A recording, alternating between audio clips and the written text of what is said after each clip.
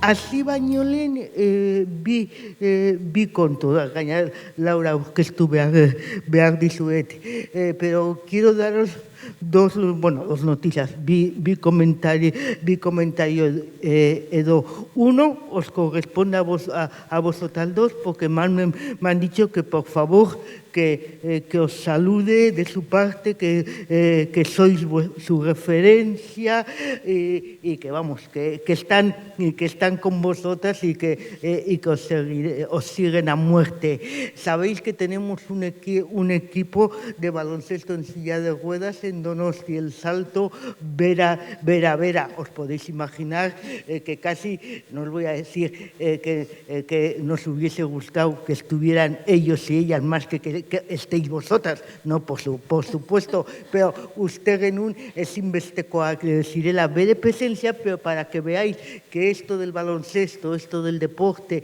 esto de la silla de ruedas es importante, no han podido venir al debate entrenamendua dutelako justo orain, a las 8:30 empiezan el entrenamiento, pero es que antes tenían una cita con árbitros, porque los árbitros del baloncesto sobre las dos piernas no controlan, por lo menos los que tenemos por aquí, muy bien las reglas del juego, y tenían que hacerles un partido especial para que se dieran cuenta. Entonces, película de Kinasi Garenean, cuando nosotros hemos empezado con la película, ellos estaban dando clases a los árbitros para que se enteraran de qué es esto. Eta orain entrenamenduetan daude, pero os quieren, os siguen y sois su referencia. Y por otro lado, os tengo que comunicar que ya sabéis, zinemaldi honetan izugarri maite dugula Jafar Panahi zuzendaria, zine zuzendaria irangoa. Badakizue, aurten hemen aurkeztu dugula No Birds izenburuko película. Sabéis que siempre que Jafar Panahi, al que hemos premiado en este festival y en el de septiembre, lleva 20 años zafándose del gobierno iraní y consiguiendo hacer películas, a pesar de que le arrestan, arresto domiciliario, le quitan las cámaras, le encarcelan. Pues hace unas horas el periódico The Guardian ha dicho que por primera vez ya en 14 años Jafar Panahi ha salido de Irán. Está en un sitio que no sabe y que quizás será jurado en el Festival de Cannes. O sea que, bueno, es media victoria. Conforme. Y entonces la única que no conocéis de aquí es esta mujer de las maravillosas botas rojas, Laura, y de las gafas, claro, Laura Seara Sobrado.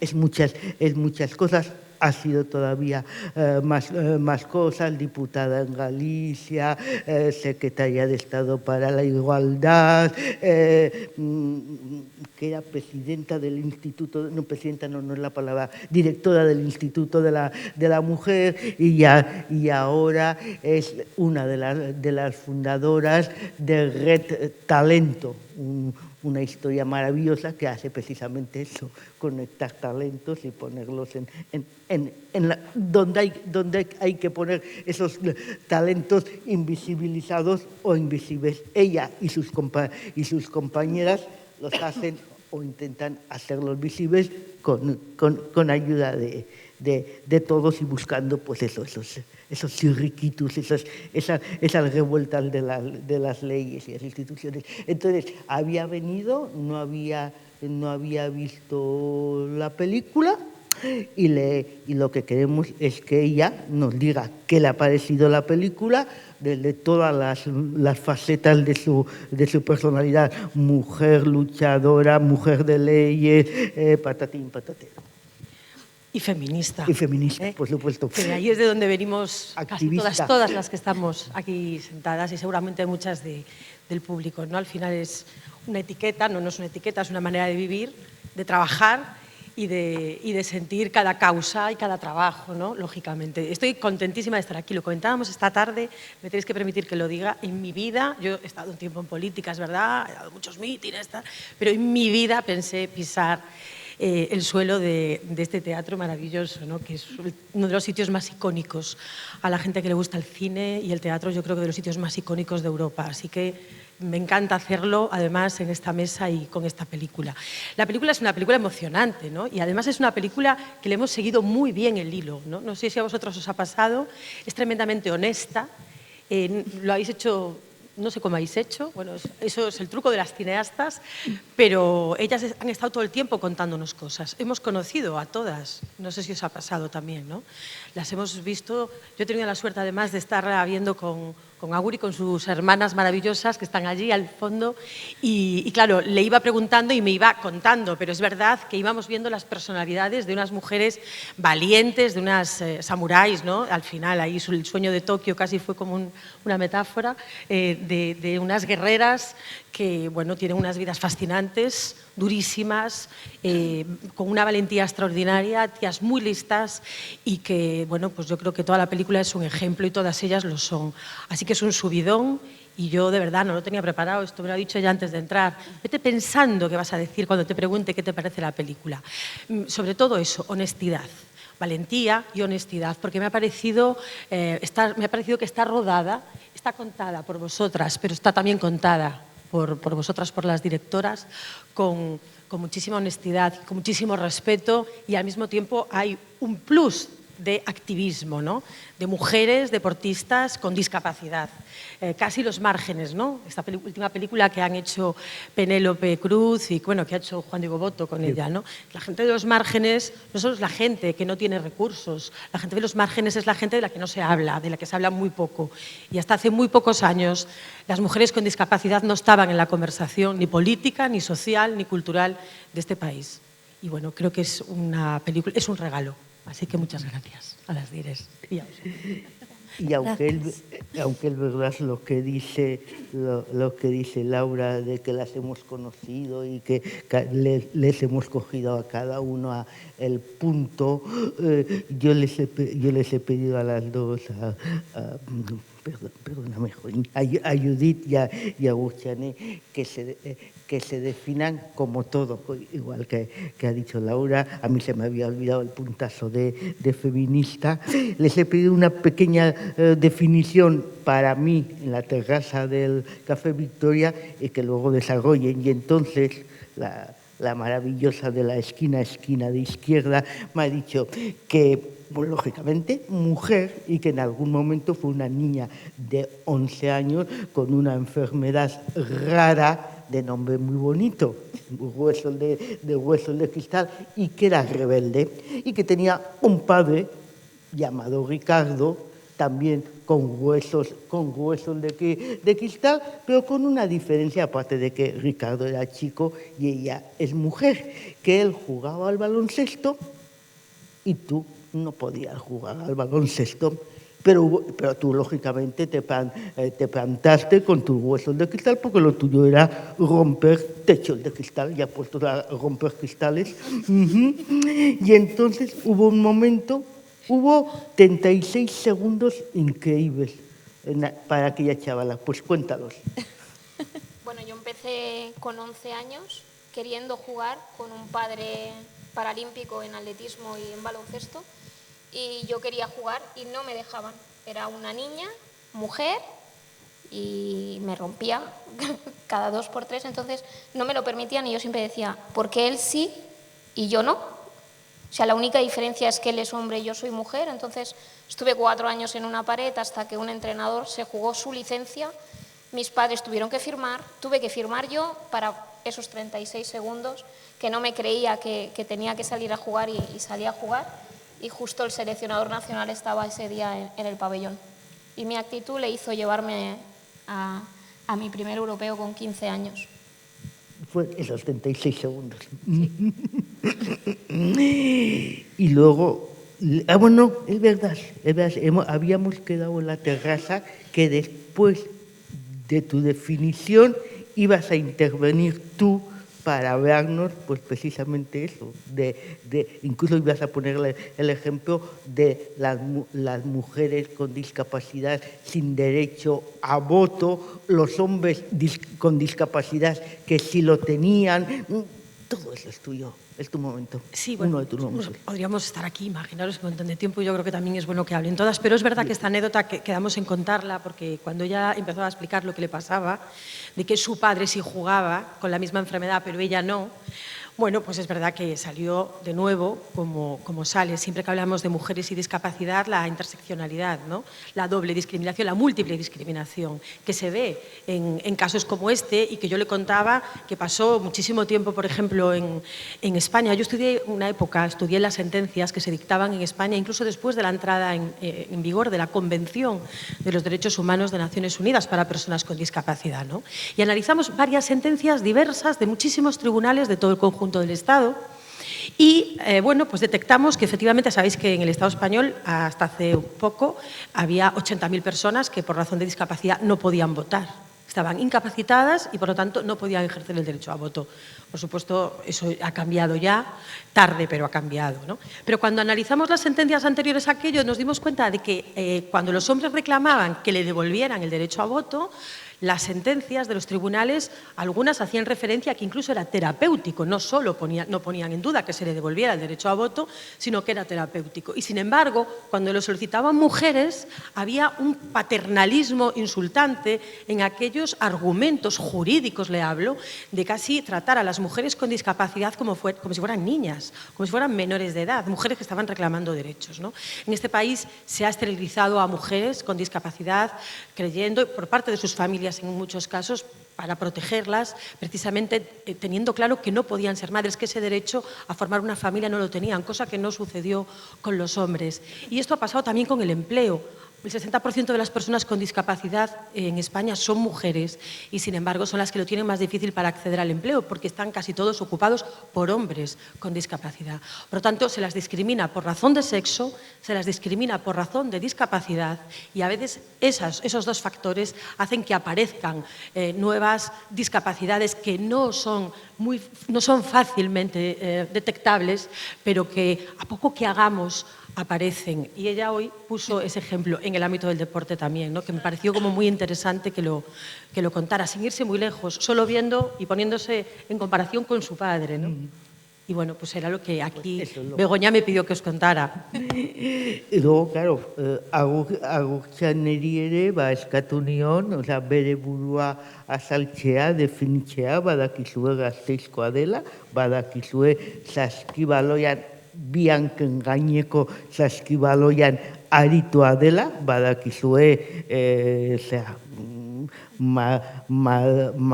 Madilen lortu zuela berak eta besteak bronzesko domina zean, azken mundialean, sabéis que es maravillosa manejando el bastón,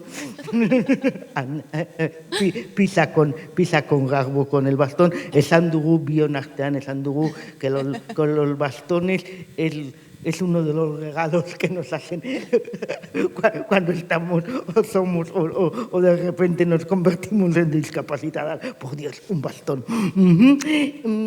Berak ja saskibaloian, aulkian egiten den saskibaloian sartu zenean, ja Judith y otras más le habían puesto no un colchón, sino digamos una colchoneta. Judith, Sonia, hemos hablado de Sonia, que la habéis conocido, por supuesto, y Judith ha dicho de Agurtxane que es un palito tocapelotas, y eso no queda como muy así, vamos, muy de Victoria Eugenia Antioquia, y entonces lo que hemos quedado es que tú siempre metes caña, metes cizaña al contrario, a la contraria, hasta agotarle, ¿no? Hasta que pierda el control y el oremus. Cuéntanos. Bueno, yo afortunadamente he vivido pues otra parte del baloncesto en silla. Bueno, tengo 26 años y yo desde pequeña, pues porque en mi casa se impulsó el deporte y porque mis hermanas mayores también jugaban, siempre he sido muy culo veo, culo quiero, entonces como ellas jugaban a baloncesto, yo con 8 años en el equipo de la Icastola pues empecé a jugar baloncesto a pie, normalizado, o sea, escolar con chicas, entonces yo la parte del deporte en equipo, esos valores que te enseñan desde pequeño y también en parte de mujeres y hombres, pues yo había vivido otras cosas, ¿no? Y cuando con 14 años tuve un accidente que me hizo tener una lesión medular, dejé el deporte por 4 años, porque a mí me dijeron que ya el deporte para mí, pues que muy bien la rehabilitación, pero que ya no estaba. Y ya con 18 años yo conocí el baloncesto en silla en Gasteiz, en el equipo de Susenac, y sí que fue volver a vivir todo, pues todo lo bonito, ¿no? O sea, volver a ser yo, volver a correr.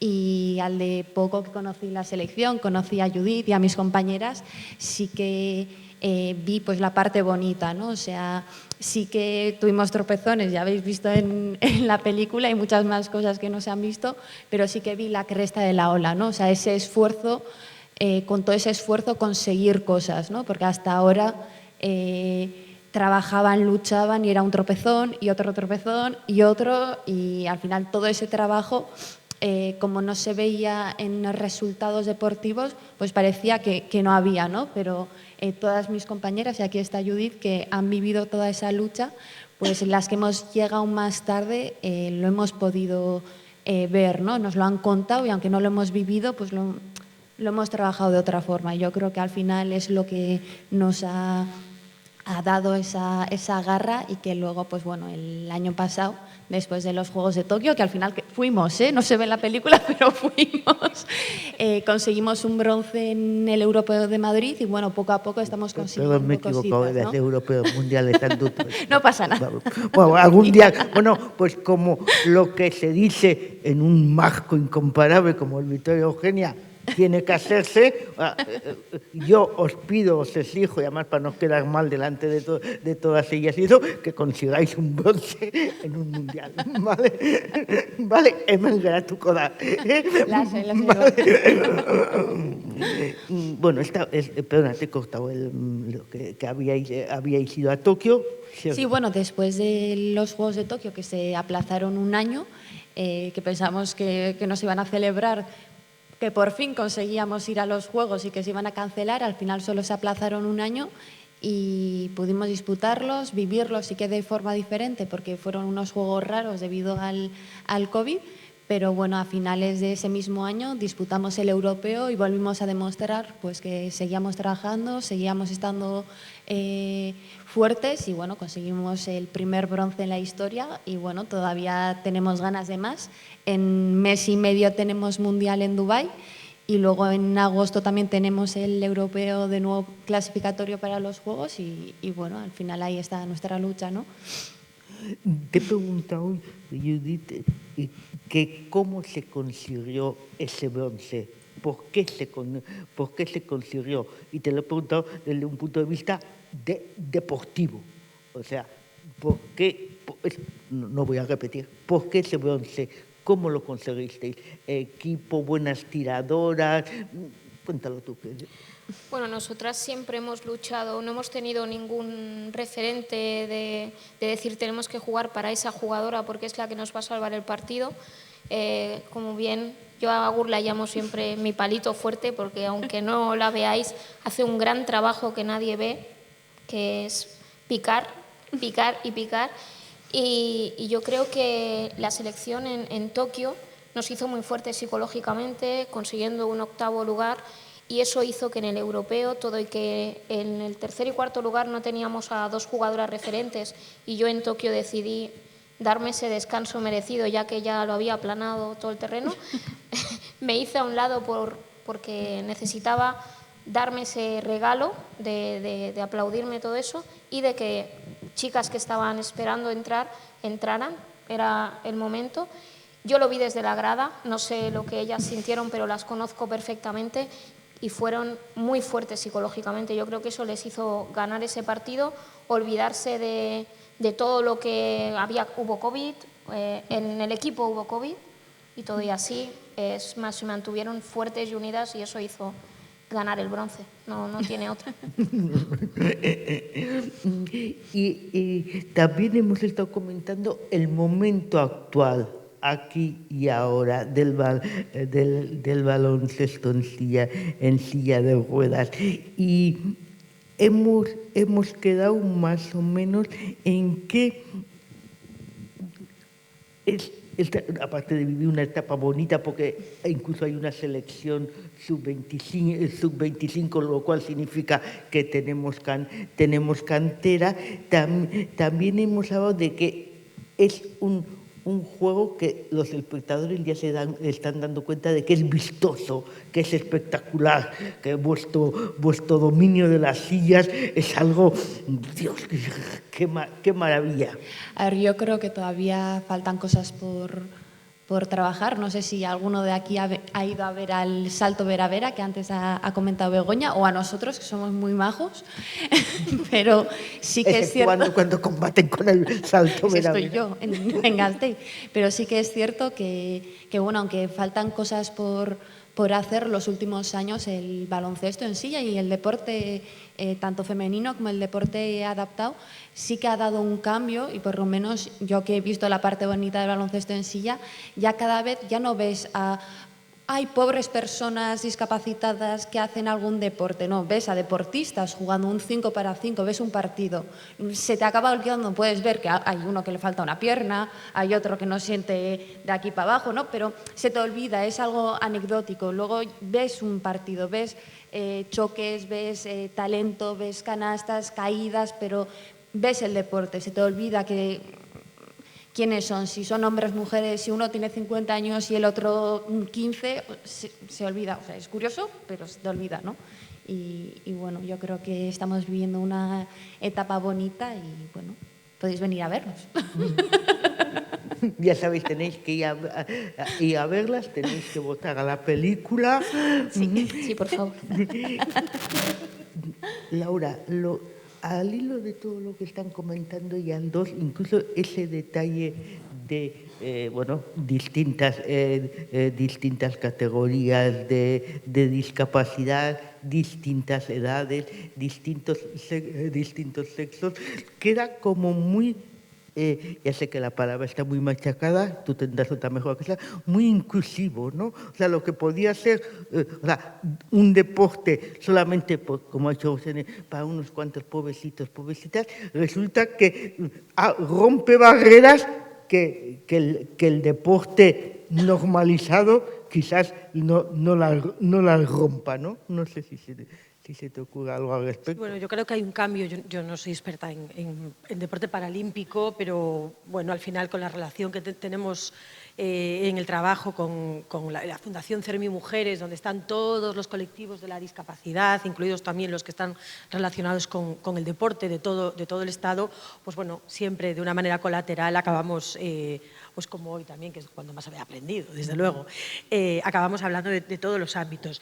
Bueno, yo creo que en España, en el conjunto del Estado y en todas las comunidades autónomas hay un potentísimo movimiento asociativo que tiene muchísimos años, ¿no? Décadas y décadas y décadas, que tiene un reconocimiento internacional como pocos. Cuando a veces vemos a las asociaciones, ¿no? Desde COCENFE, las asociaciones con discapacidad física o psíquica, o vemos a la gente de Down, Euskadi, o vemos vemos a todas las entidades de la discapacidad cada vez más especializadas, ¿no? Trabajando en sus ámbitos, con gente formadísima, con muchísimas familias apoyando, trabajando mucho por la inserción laboral. Bueno, la verdad es que esto ha costado muchos años hacerlo, ¿no? Y en paralelo a todo esto ha ido también el deporte, ¿no? Y yo creo que en combinación con una visibilidad mayor del deporte, hay una anécdota también que me gustaría contar. Hace años en el Instituto de la Mujer, cuando se aprobó aquella ley del 2007, algunos acordarán, aquella famosa primera ley de paridad, ¿os acordáis de tal? Bueno, pedía la intervención también en la ley vasca, la intervención en los medios de comunicación públicos, ¿no?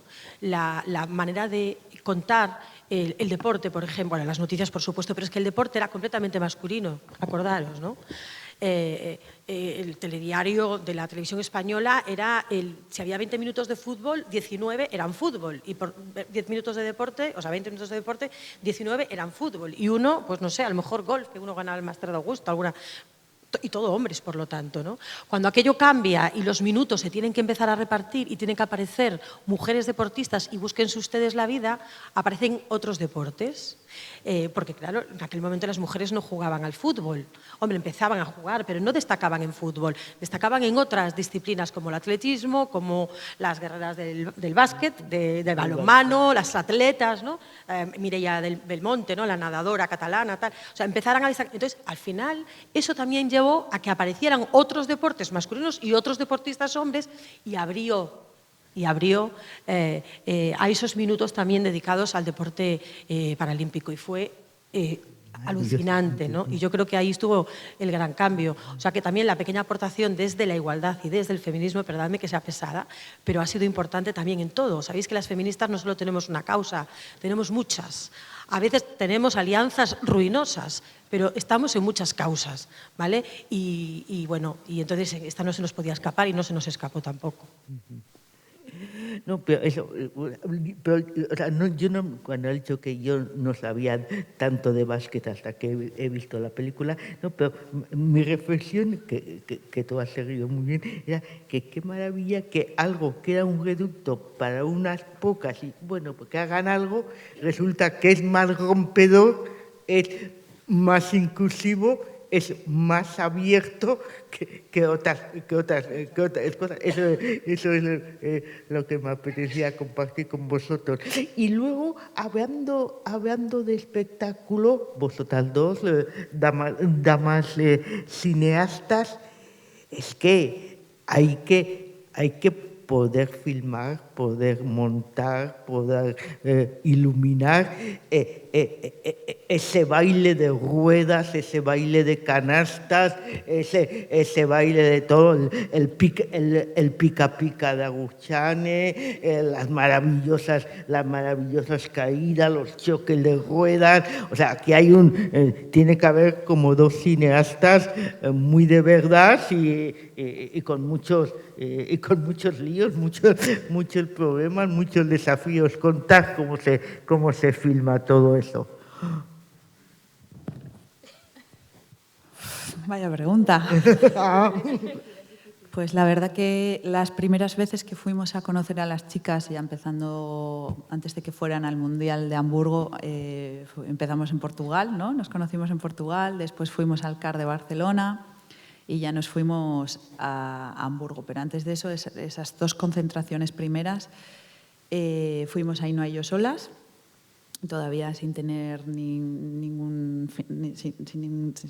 la peli estaba sin financiar todavía.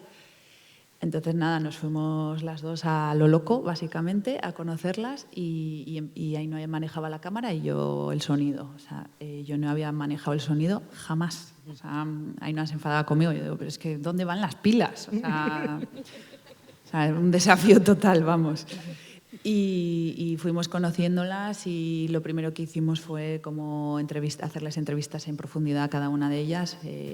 Preparamos una batería de preguntas extensísima, o sea, fuimos muy, muy, muy pesadas con todas ellas, porque nuestra intención era conocerlas en profundidad.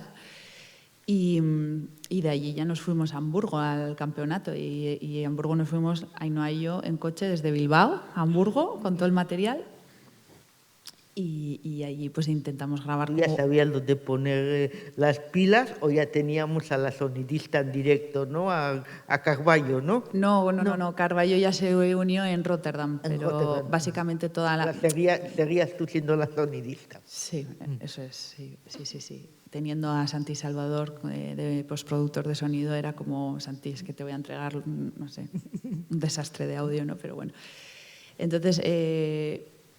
o sea, realmente las concentraciones fueron un experimento para nosotras, para saber cómo queríamos grabarlas y pronto nos dimos cuenta que queríamos estar a la misma altura de sus ojos, que no queríamos en ningún momento grabarlas ni por arriba ni por abajo.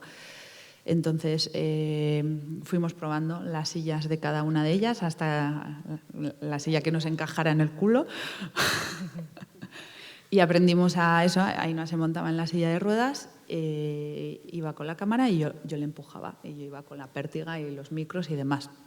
Entonces, bueno, Agurtzane y Judith os pueden contar un poco más de la imagen que dábamos allí en la cancha, ¿no? Empujándonos la una a la otra. La verdad que era muy divertido verles, o sea, la pena es que no tuviésemos una cámara para grabarlas a ellas, porque eran nosotras estando jugando y ellas en la banda, Ainhoa sentada en la silla, Suriña empujándola con el palo ese del micrófono, uno enorme, La pértiga. y van del agua al lado, o sea, era muy gracioso. Y cuando igual metíamos, porque hasta metíamos alguna canasta y esas cosas, ¿no? Porque ganamos algún partido, aunque no se ve, ellas lo celebraban, tal, no sé qué. O sea, yo quiero haberles grabado y ver las grabaciones de esos momentos. O sea, no aparecen ahí, pero hubiese estado muy gracioso. Pero sí, sí. Éramos un poco Don Quijote y Sancho Panza posmodernas. Qué bonita definición.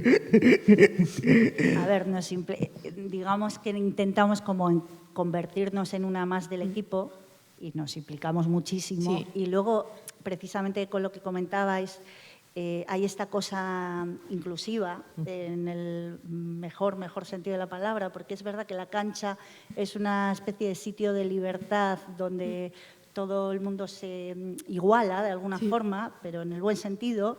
Y entonces, claro, cosas que en el día a día igual es pues una faena por algo, pues porque no llegas a un estante o lo que sea, la cancha de repente se convierte en una virtud y en una fortaleza y en una manera de bloquear y de ayudar a la compañera. Nos gustaba mucho eso, como grabar a cada una, por eso elegimos la cámara lenta, que fue una decisión bastante fuerte desde el principio, y un poco el monólogo interior de la cancha, pues como ese espacio de libertad en el que cada una explota sus capacidades, digamos, porque cada uno adapta la silla y el juego y todo a las capacidades que tiene, que son muchísimas, obviamente.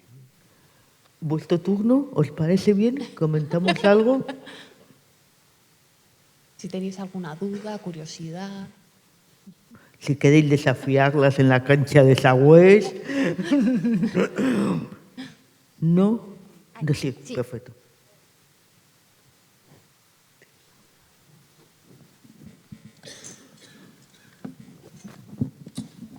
Y es que yo quiero saber qué es ser un uno.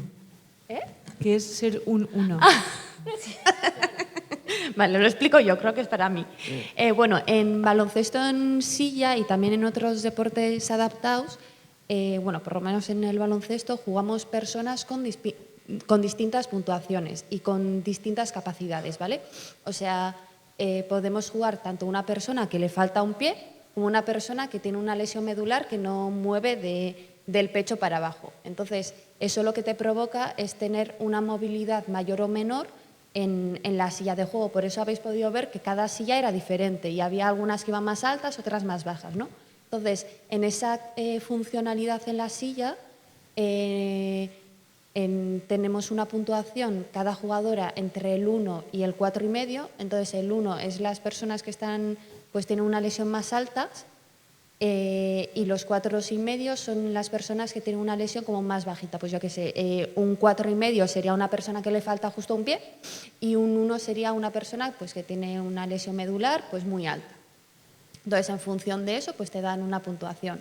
Yo soy un 3, Judith, por ejemplo, es un 2 y en el vídeo mi compañera Sara es un 1, que al final los unos, entonces, en el quinteto que salimos en pista no podemos superar los 14,5 puntos. Entonces, los unos hay que cuidarlos mucho, porque si se lesionan y nos quedamos sin uno, igual no tenemos quinteto, ¿no? Porque no podemos, es un poco para que todo el mundo pueda jugar y no juegue solo con personas que tienen muy poca lesión, por eso la puntuación. Entonces, si quieres sacar puntos muy altos, también tienes que sacar puntos muy bajos, ese equilibrio. Y claro, si te cargas a todos tus unos, pues no puedes jugar.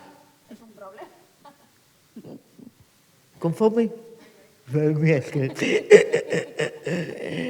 Beste bat? ¿Seguimos, os parece? Seguimos nosotras. Hemos comentado una escena que a nosotras tres, porque no estabais vosotras, vosotros estabais en la platea como las reinas y las campeonas que sois, que a mí la escena del supermercado me mata. Y ya sé que hay muchas cosas que no se pudieron filmar porque lógicamente son campeonas de élite, ya sabéis lo que pasa, se las vio bebiendo cerveza a las 12 de la noche en el estadio del San Pauli de Hamburgo, pero pues no, eso no se puede, pero contarnos. No os pido anécdotas, pero también esa sensación de fuera de la cancha, en la calle, esas escenas que también dan más humanidad, y entonces el toque de magnífica comedia también en la película, ¿no? Creo yo, vamos, vosotros habéis visto la película. Bueno, comedia es que ellas lo hacen todo, ¿eh? Nosotras ponemos la cámara y actúan solas, o sea que vamos, ahí todo el mérito es vuestro, chicas. Nosotras, justo ayer en la rueda de prensa hablábamos que para nosotras lo importante en esta película es como, lo denominamos como la épica de lo cotidiano, ¿no? Lo que pasa entre partidos. O sea, para nosotras que ellas jueguen a baloncesto en silla es un contexto que podría ser baloncesto en silla como podría ser cualquier otro. A nosotras lo que nos interesaba era conocerlas y ir más allá de la silla, ¿no? Que muchas veces la silla suele suponer un freno y ese era como el interfono este que hablaba Ainhoa, ¿no? Nuestro objetivo era traspasar la silla y conocerlas de manera profunda y retratarlas como un grupo de deportistas de élite, que es lo que son. ¿No? Sin paternalismos, sin violines y sin que pongan minusválida y contar la historia, ¿no? Eso es justamente lo que no queríamos. Lo de los violines. ¿Cuántas películas están matadas por los violines y el violonchelo en la banda sonora? Pero aún así todo, ya sé que nos lo estamos pasando muy bien, somos muy felices, vamos allá a Dubái, hay cantera y todo eso, pero no quiero, vamos, si os parece bien, dejar volvamos un poco a la lucha. O sea, tanto por vuestras dos como por ti, o sea, porque qué bien, pero no quiero que tenga tampoco esta charla un excesivo toque de comedia, no quiero un dramón, pero porque ya, si lo hubo, que lo seguro que en algún momento lo ha habido, ya está medio superado. Entonces, hablarme, pues eso, de la lucha que continúa, de los momentos malos, o sea, como mujeres, como chica con bastón, como chica en silla de ruedas, como deportistas que les sale mal, tu decisión de dejarlo. Tenían motivos y razones, pero dará pena porque faltará esa cosa de la cancha y tal. Entonces, Sonia, Vicky, no sé, quiero eso, podemos acabar con una risa, pero quiero un poco de lucha, si os parece bien. Bueno, empiezo yo. Al final se ve, ¿no? Somos personas reales y que muchas veces pues en documentales, en documentales pues se suele ver pues ¡guau! Se gana tal, lo deportivo, lo súper bonito, lágrimas, pero el final feliz, ¿no? Y aquí sí que se ve mucho ese camino hasta llegar al objetivo, pero ese camino. Y aunque parece que vivimos en una telenovela, o sea, también lo pasamos bien, ¿vale? Si no sería un dramón, pero sí que somos personas reales, ¿no? O sea, somos deportistas de alto nivel, pero ninguna somos profesionales. Yo, por ejemplo, cuando se grabó el documental yo estaba estudiando la carrera y entre exámenes y exámenes pues iba a las competiciones y ahora trabajo. O sea, estoy acabando el máster, pero trabajo, luego voy a entrenar y el resto de mis compañeras igual. Entonces es una lucha constante y luego pues nos ha mirado una tenemos una mano negra que pues una compañera se rompe la cadera, a otra compañera no sé qué, o sea, siempre nos pasa algo, siempre, todo el rato. Pero bueno, al final es la realidad, ¿no? O sea, nos pasa a nosotras, pero en otras modalidades deportivas también pasa, ¿no? Y es esa realidad que Suriña y Ainhoa lo han querido transmitir y yo creo que se ve muy bien, ¿no? Luego desde el humor y tal, pero yo creo que se ve esa realidad del deporte, con lo bueno y con lo malo. Bueno, yo soy una de las veteranas que me ha costado decírmelo. Siempre he luchado, he protegido a la gente nueva que ha venido, les he explicado el camino de piedras, pero nunca les he dejado que ese camino les afectara, porque ese camino yo lo había sufrido, ya lo habíamos apañado como hemos podido, pero yo también necesitaba que ellas me recordaran esa pasión que con 15 años, en el 2003, que me fui a mi primer europeo, de fantasía total, o sea, con una silla de 28 kilos y arriado, y me rompí la cadera en ese europeo. Y cuando llegué a casa, mi única lucha, dejé un poco aparte el ser mujer, el ser niña, el que me dieran un lugar en el equipo, a pelearme con mi madre para que me dejara volver a jugar. Al final ella lo es todo para mí, me ha dejado la libertad y entonces aprendí que la gente que venía, pues eso, pues contagiarme de esa pasión para seguir luchando, seguir luchando. He estado 18 años en la selección, el Mundial de Hamburgo yo no pude estar por lesión, tuve fisuras en la columna y bueno, decidieron dejarme fuera, dolió muchísimo, porque he jugado con unos dolores muy extremos que nunca les he dicho. Y ahora mismo estoy orgullosa del equipo que hay.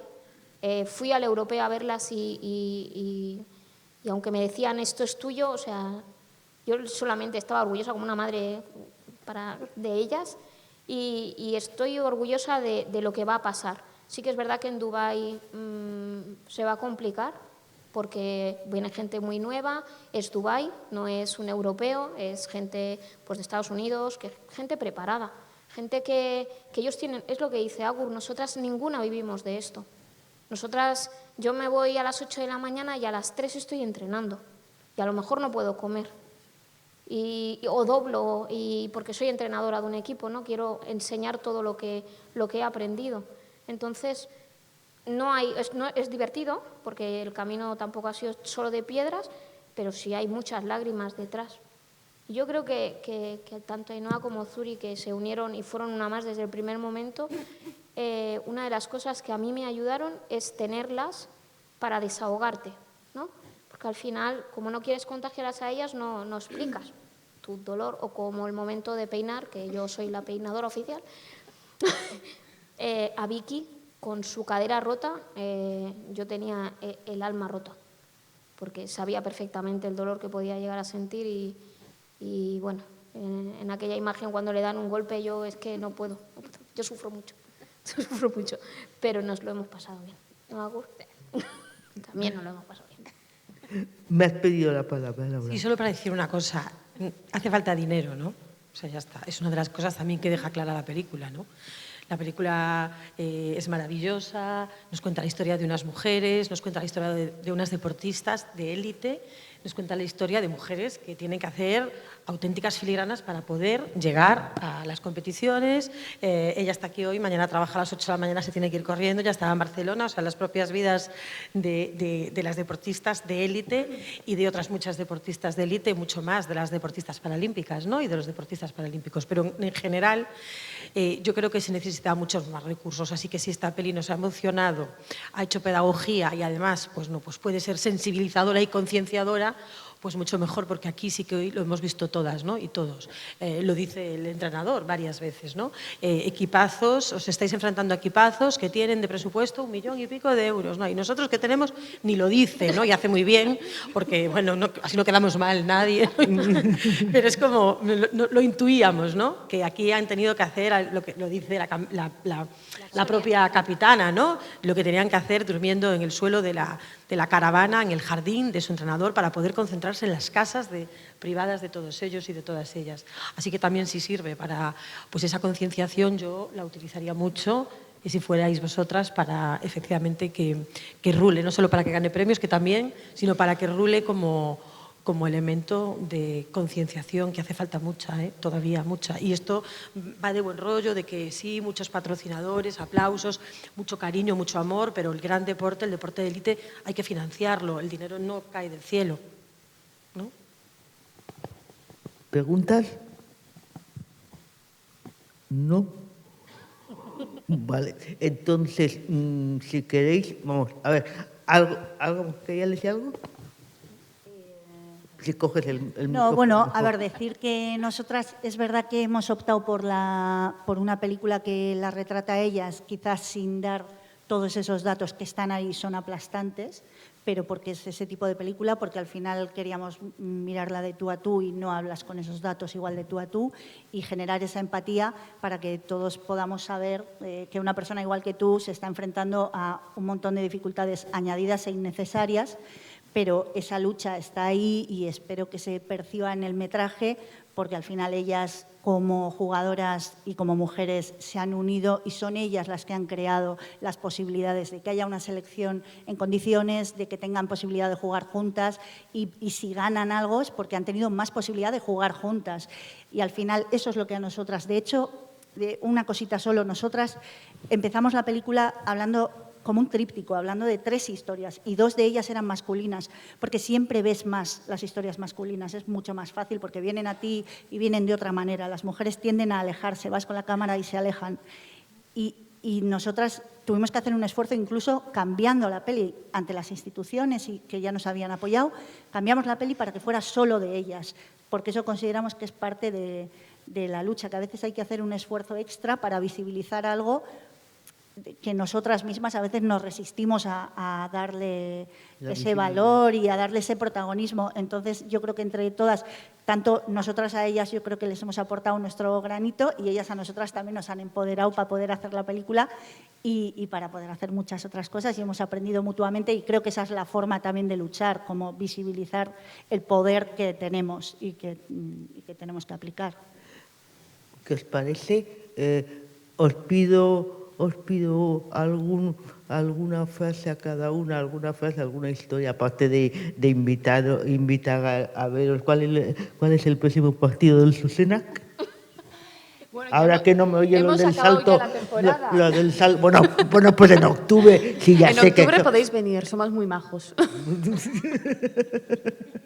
Vale, en octubre nos veremos. Os invitaremos a la Semana de Terror y os veremos. Vale. Judith, ¿algo? No, yo siempre. No vengáis que Barcelona está muy lejos. Lo pude comprobar ayer. Bueno, es simplemente, yo no conozco a ninguna persona que haya venido a ver baloncesto y no haya repetido. Es simplemente eso. Exacto. Sabéis que es puro espectáculo y puro baloncesto. Laura, ¿algo? Bueno, pues puro cine, pura valentía y puro ejemplo. Pues hemen utziko dugu, nahi baduzue, oraindik dituzte ateak itxiko, como no van a cerrar del todo las puertas, pues eso ya sabéis, en los pasillos, en las escaleras, preguntas, les pedís autógrafos, etcétera, etcétera, etcétera, eta hori, botoa. Hay votar, ¿vale? por favor. Nos mováis de aquí sin Votarlas. votar. No, es que tienen que salir afuera para votar. Pero no afuera. Vale, mila esker. Mila esker. Eskerrik asko.